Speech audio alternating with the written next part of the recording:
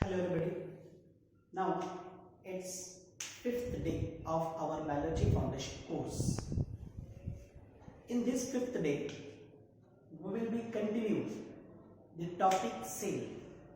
In last topic or in last lecture, we finished the cell organization topic, that is cell, the unit of life. Now today we are studying the cell division.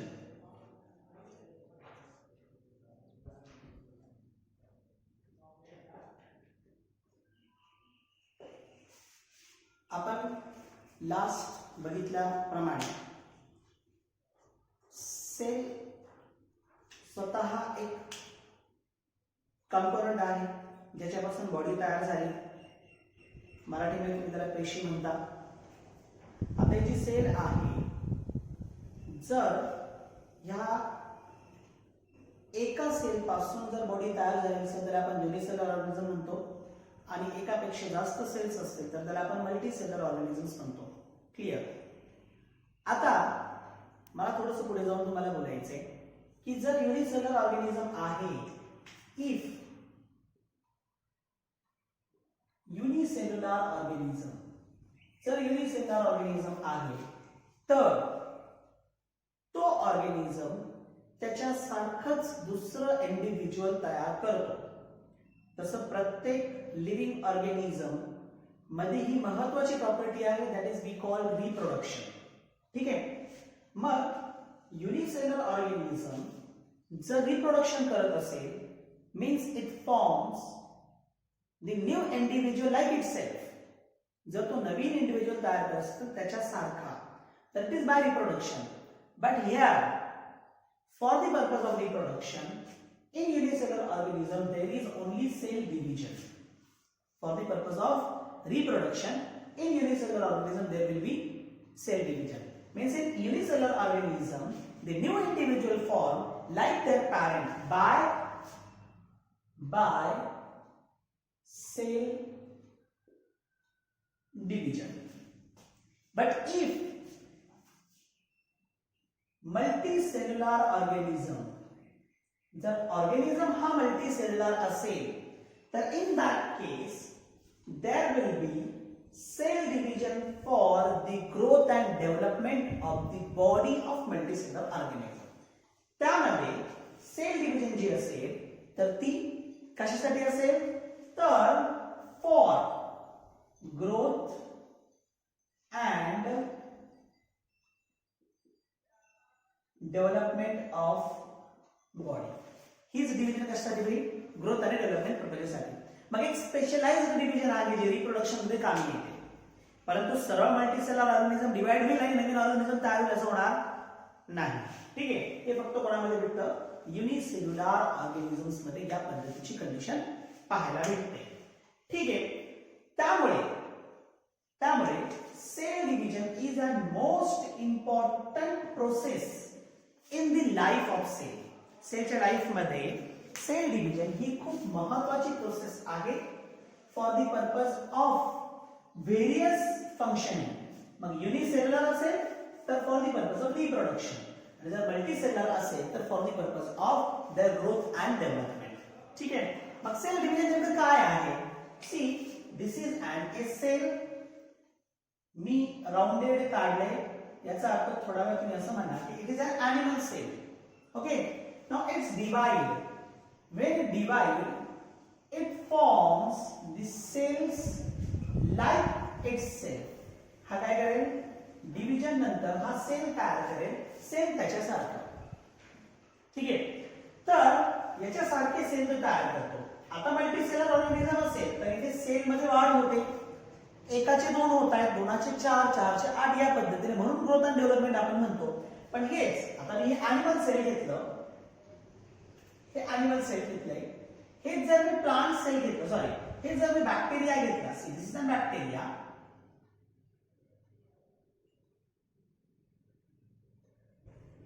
हा मी bacteria घेतलाय. तर बॅक्टेरियामध्ये division झाल्यानंतर after division the new individual will be formed.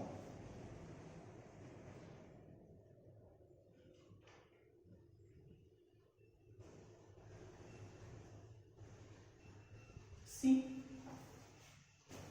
बॅक्टेरियामध्ये काय होईल? हीच division कशाची काय मिळाली? रिप्रोडक्शनच्या फॉर्म मध्ये. पण अॅनिमल मध्ये ही डिव्हिजन कशासाठी काम आली? For the purpose of multiplication. हे कशासाठी काम आले? मल्टिप्लिकेशन. मग हे जे डिव्हिजन्स आहे, हे डिव्हिजन सेल स्वतःच्या लाईफ मध्ये फक्त एकदा करतो. एव्हरी सेल, महत्वाचं कन्सेप्ट आहे, every cell divide in its life, every cell divide in its life only once. प्रत्येक सेल त्याच्या लाईफ मध्ये फक्त एकदाच डिवाइड होतो. आणि हे डिवाइड होण्यासाठी ती जी सेल आहे, ती सेल कंप्लीट त्याची लाईफ सायकल कन्सिस्ट करतं. मग from division of first cell to the division of next, the events will be occurs in the life of cell. That events are called as cell cycle. म्हणजे एक प्रकारे cell division is a part of cell cycle. Cell division काय आहे? It is a part of cell cycle. म्हणजे cell cycle through cell division काय केली जाते? पूर्ण केली जाते. मग सेल सायकल काय? मी तुम्हाला आता डेफिनेशन सांगितली. What is cell cycle? येत्या आठवड्यात आपण डेप्थ मध्ये पाहणार आहोत. इथं मी फक्त तुम्हाला सेल सायकल काय असतं त्याची आउटलाईन दाखवेल. ठीक आहे. तर सेल सायकल काय आहे? The events occurs in the life of cell. The events occurs in the life of cell from first division to next, called as cell cycle. त्याला आपण काय म्हणतो? Cell cycle. मग हे जे इव्हेंट्स असतील, that events in cyclic form, हे events जे आहेत ते सायक्लिक फॉर्म मध्ये आहेत. मग हे इव्हेंट मेजरली दोन पार्ट मध्ये डिवाइड झाले. हे इव्हेंट्स जे आहेत they divided into two parts,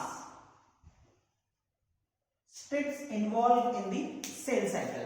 मग मेजरली ते दोन पार्ट मध्ये डिवाइड झाले. त्यामध्ये एक आहे ज्यामध्ये डिव्हिजन साठी प्रिपरेशन होते, म्हणून त्याला आपण म्हणतो इंटरफेस. आणि एक ज्यामध्ये ऍक्च्युअल डिव्हिजन होते, दॅट इज एन फेज. आता प्रश्न तुमच्या मनामध्ये निर्माण झालेला असेल, एम काय आहे? तर हे एम ऍक्च्युअली त्या डिव्हिजनच्या प्रकारानुसार पडतं. डिव्हिजन तीन प्रकारे होते, ध्यानात ठेवा. डिव्हिजन तीन प्रकारे होते. मी इथेच क्लिअर करतो. तीन प्रकारे म्हणजे मायटोसिस, मेयोसिस आणि अमायटोसिस. अशा तीन पद्धतीने डिव्हिजन आहे, मायटोसिस, मेयोसिस आणि अमायटोसिस. ठीक आहे. मग हे प्रत्येक एम पासून सुरुवात झाली म्हणून त्याला आपण एम फेज म्हणतो. याला आपण सेल डिव्हिजन फर्स्ट फेज सुद्धा म्हणतो. This is an phase of cell division. तर असे दोन फेजेस आहेत. मग ते मी इव्हेंट तुम्हाला सायक्लिक फॉर्म मध्ये दाखवतो.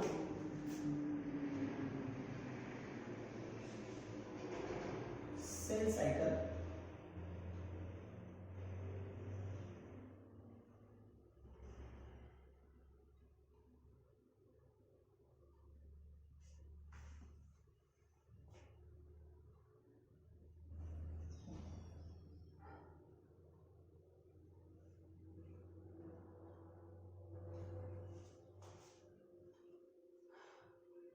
so two major phases.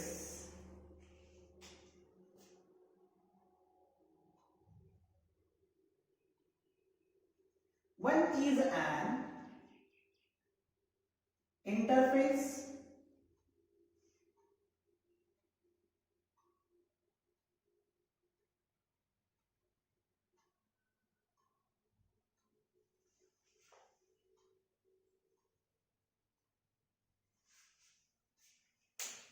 sorry,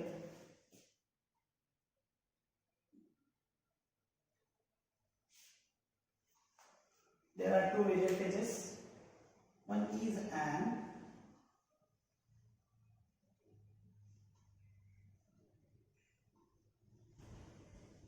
interphase and second one is M phase.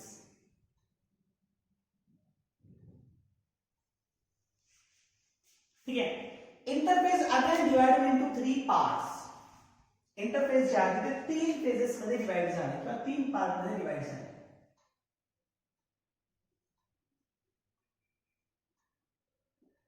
मग फ्रॉम फर्स्ट डिव्हिजन, इथे फर्स्ट डिव्हिजन झाली, फर्स्ट डिव्हिजन नंतर नवीन सेल तयार झालं. आता ही नवीन सेल या एवढ्या फेज मध्ये प्रिपेअर होते for the purpose of division. ठीक आहे. मग प्रिपेअर होण्यासाठी हे 3 पार्ट मध्ये डिवाइड झालं. तर it is divided into again 3 parts. त्यामध्ये एक आहे G1 फेज, याला आपण म्हणतो गॅप फेज फर्स्ट. त्यानंतर सेकंड आहे S फेज आणि थर्ड आहे G2 phase, gap phase second. मग G1 phase it is a gap phase. याला आपण कधी कधी ग्रोथ फेज पण म्हणतो कारण यामध्ये ग्रोथ होते. ठीक आहे. मग याला ग्रोथ 1 असं म्हणू शकता तुम्ही किंवा फर्स्ट गॅप फेज तुम्ही म्हणू शकता. मग it is first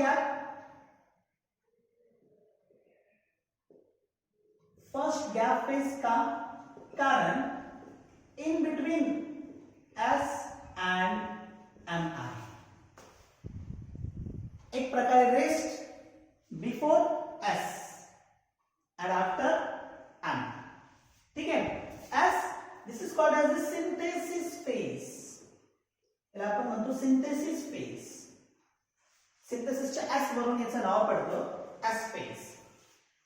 It is characterized by synthesis of DNA. या फेज मध्ये काय होतं? DNA सिंथेसिस होतं. आता मी इन शॉर्ट त्याचं रिलेशन सांगतो. सेल डिव्हिजन जर व्हायची असेल ना पोरांनो, तर पहा इट इज अ सेल. त्याच्यामध्ये हा काय आहे? Nucleus. It is a nuclear material. ठीक आहे. हे काय आहे? Nuclear material. न्यूक्लिअर मटेरियलवरती मी तुम्हाला आधी डिस्कशन केले. आता जे न्यूक्लिअर मटेरियल कोणतेही सेल असू द्या, त्याला डिवाइड होण्यापूर्वी त्याचं न्यूक्लियस डिवाइड व्हायचं असतं. पण न्यूक्लियस डिवाइड होण्यासाठी हे जे न्यूक्लिअर मटेरियल डबल होणं गरजेचं असतं. समजताय? हे जे न्यूक्लिअर मटेरियल आहे ते डबल होणं गरजेचं असतं. न्यूक्लिअर मटेरियल मध्ये डीएनएचं प्रमाण काय असतो? जास्त असतो. समजून घ्या चांगल्या पद्धतीने. मग हे जे न्यूक्लिअर मटेरियल आहे आधी तो डिवाइड होईल म्हणजे डीएनए डिवाइड होईल आणि त्याचे 2 होईल. म्हणजे जेव्हा एम फेज मध्ये एका सेलचे 2 होणार आहे तर 2 डॉटर सेल मध्ये ते जे डीएनए आहेत ते बरोबर सम भागामध्ये डिवाइड होतील. ठीक आहे. मग सुरुवातीला काय होतं? मग सुरुवातीला मी तुम्हाला इथं न्यूक्लियस दाखवतो. हा न्यूक्लियस या पद्धतीने सुरुवातीला डिवाइड होतो. का होतो? कारण हे जे इंटरनल मटेरियल आहे हे डबल झालेलं असेल. डीएनए डबल झालाय म्हणून न्यूक्लियस डिवाइड झाला. मग त्यानंतर तुमचा हा सेल जो आहे तो काय होतो? डिवाइड होतो आणि मग तुम्हाला हे 2 सेपरेट सेल भेटतात. समजलंय? मग सिंथेसिस फेज कशासाठी आहे? स्पेशली डीएनए सिंथेसिस साठी. मी इन डेप्थ मध्ये तुम्हाला या तारखेमध्ये शिकवणार आहे. पुढे जाऊ आपण आता. G2 फेज, याला आपण सेकंड गॅप फेज म्हणतो. आता ही जी सेकंड गॅप फेज आहे it is in between S and M.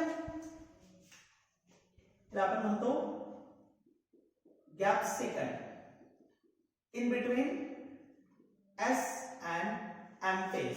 काय होतं? तर इथे ग्रोथ ऑफ सेल आहे. सेलची ग्रोथ कसं? ज्याच्यामध्ये सायटोप्लाझम वाढवलं जाईल. काही महत्त्वाचे ऑर्गेनेलिज इथे डबल केले जाते. ऑर्गेनेलिज मी तुम्हाला सेल मध्ये सांगितलेले आहे. तर इथे गॅप सेकंड मध्ये काय होतं? तर इथे सुद्धा काही महत्त्वाचे ऑर्गेनेलिज डबल होतात आणि सायटोप्लाझम वाढतो. म्हणजे सेलची साईज इन्क्रीज होते. सेलची साईज वाढली म्हणजे डिवाइड इझिली होणार आहे. मग सेल डिव्हिजन होत असताना महत्त्वाचे काही फेजेस मध्ये डिवाइड होतो. तर जे महत्त्वाचे फेजेस आहेत सेल डिव्हिजन साठी तर ते 4 आहेत. त्याच्यामध्ये पहिलं काय होईल? न्यूक्लिअर डिव्हिजन होईल म्हणजे कॅरिओकायनेसिस. आणि मग नंतर दुसरं दॅट इज अन सायटोकायनेसिस म्हणजे सायटोप्लाझ्मिक डिव्हिजन होईल. मी तुम्हाला इथे दाखवलं. कसं? हा तुमचा सेल आहे, हा न्यूक्लियस आहे. पहिलं काय झालं? तुमचं न्यूक्लियस डिवाइड झालं, बरोबर? आणि मग नंतर हा सायटोप्लाझम डिवाइड होणार आहे. मग first nuclear division. Nuclear division is called as a कॅरिओकायनेसिस. मग इथे परत दोन मेजर फेजेस. एक आहे कॅरिओकायनेसिस कॅरेक्टराइज्ड बाय न्यूक्लियर डिव्हिजन. कॅरिओकायनेसिस म्हणजे नेमकं काय होणार आहे इथं? न्यूक्लियर डिव्हिजन होईल. आणि बाकीचं जे आहे तर ते परत 4 फेज मध्ये डिवाइड होईल. मग त्याला आपण सायटोकायनेसिस म्हणतो.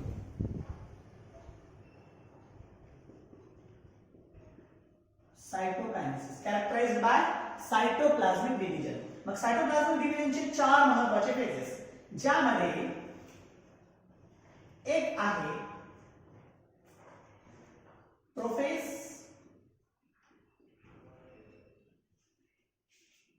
सायटोप्लाझ्मिक डिव्हिजन साठी प्रिपरेशन आपण याला म्हणतो. त्यानंतर सेकंड आहे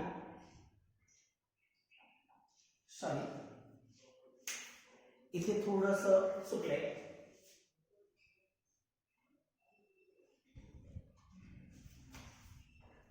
ऍक्च्युली हे जे सगळे पेजेस आहेत ते कॅरिओकायनेसिस मध्ये आहे. म्हणजे इथे जे होतं ते सायटोकायनेसिस आहे. पहिली phase he सायटोकायनेसिसची,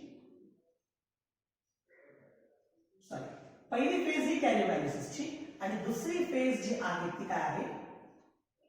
the second phase is of cytokinesis.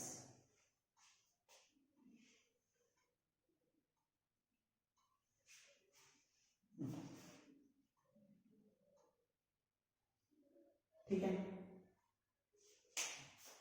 मग मी इथे येतो. This is an first phase of M phase karyokinesis, which is characterized by nuclear division, which is divided into 4 phases. त्यामध्ये first प्रोफेज, न्यूक्लियस तयार होतो division साठी. त्यानंतर second metaphase, nucleus मध्ये असलेले क्रोमोझोम तयार होत आहेत आणि बरोबर मध्यभागी अरेंज होतात. त्यानंतर थर्ड आहे एनाफेज. ते क्रोमोझोम सेपरेट होतात, त्याला आपण म्हणतो एनाफेज. आणि शेवटी आहे दॅट इज टीलोफेज, ज्यामध्ये न्यूक्लियस कंप्लीटली डिवाइड होतो. आणि नंतर आहे कॅरिओकायनेसिस नंतर that is cytokinesis,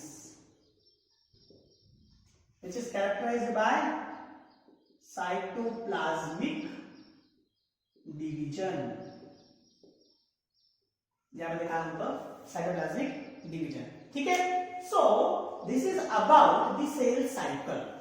2 major phases आहेत, एक तर इंटरफेज आणि दुसरं एमफेज. इंटरफेज मध्ये सेल काय होतोय? प्रिपेअर होतोय, तयार होतो. कशासाठी? For the purpose of division. आणि एम फेज मध्ये सेल डिवाइड होतो. ठीक आहे. M phase characterised by 2 major phases, karyokinesis आणि सायटोकायनेसिस. कॅरिओकायनेसिस ज्यामध्ये न्यूक्लियर डिव्हिजन होते आणि सायटोकायनेसिस ज्यामध्ये काय होतं? सायटोप्लाझ्मिक डिव्हिजन होते. न्यूक्लियर डिव्हिजन 4 फेजेस मध्ये डिवाइड होतं, प्रोफेज, मेटाफेज, एनाफेज आणि टेलोफेज. या 4 फेजेस मध्ये ज्यामध्ये न्यूक्लियर डिव्हिजन पूर्ण होते आणि सायटोकायनेसिस ज्यामध्ये सायटोप्लाझ्मिक डिव्हिजन होते. आता मायटोसिस मेयोसिस दोघांमध्ये अशाच पद्धतीने होईल. फरक काय आहे? तर मायटोसिस होतं तुमच्या बॉडीमध्ये किंवा बॉडी सेल मध्ये. Mitosis occurs in the body cell. आणि मेयोसिस होतो रिप्रोडक्टिव्ह सेल मध्ये, म्हणजे गॅमेटिक सेल मध्ये. Reproductive cell. म्हणून ध्यानात ठेवा, सेक्शुअल रिप्रोडक्शन मध्ये मेयोसिसची महत्त्वाची भूमिका आहे. गॅमेट्स जे असतात ना, आपण म्हणतो ना सेक्शुअल रिप्रोडक्शन मध्ये male and female gametes fertilise to form the zygote.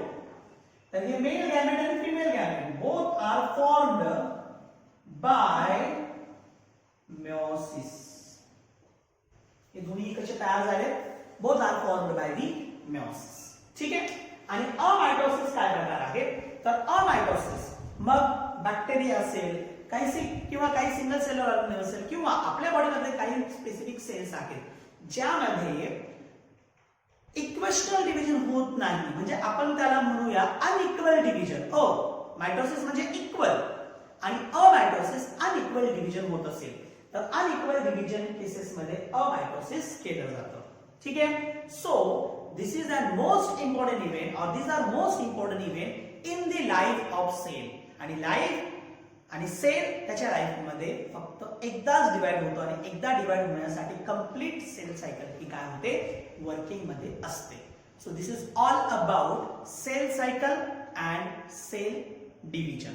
हे तुम्हाला सगळ्यांना कळलेलंच असेल तरी सुद्धा आता हे जे काही मी तुम्हाला शिकवलेलं आहे तर यामध्ये सेल सायकल हे जे फिगर आहे विथ व्हेरियस इव्हेंट्स हे तुम्ही काढायचे, तुमच्यासाठी होमवर्क आहे. ठीक आहे. आणि हे काढून मला माझ्या पर्सनल अकाउंट वरती ट्रान्सफर करायचं आहे.